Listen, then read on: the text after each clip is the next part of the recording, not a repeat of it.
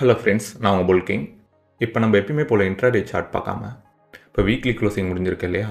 So weekly chart பார்ப்போம். Higher the time frame is higher the accuracy. இப்போ வந்து நம்ம நிஃப்டி 50யோட 1 வீக் சார்ட்டில் இருக்கோம். இப்போது இது ஒரு ட்ரெண்ட் லைன் சப்போர்ட்ங்க, ஓகேவா? இங்கே வந்து பிரேக் டவுன் நடந்திருக்கு. இந்த இடம் தான் ரீடெஸ்ட்டுக்கான ஒரு செல்லிங் ஜோன். இந்த இடத்துலேருந்து மார்க்கெட்டு ரீடெஸ்ட் ஆகிட்டு மறுபடியும் ஒரு செல்லிங்கில் இப்போ வந்துக்கிட்டு இருக்கு.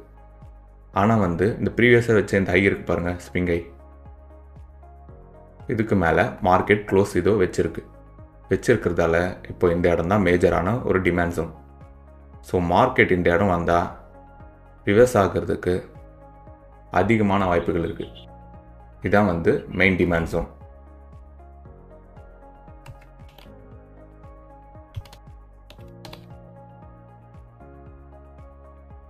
இங்கேருந்து மார்க்கெட் மேக்ஸிமம் ரிவர்ஸ் ஆகணும்.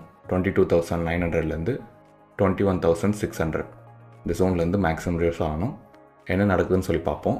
அண்ட் இன்னொரு விஷயம் பார்த்தீங்கன்னா, இது எல்லாத்தையும் அழிச்சிட்டு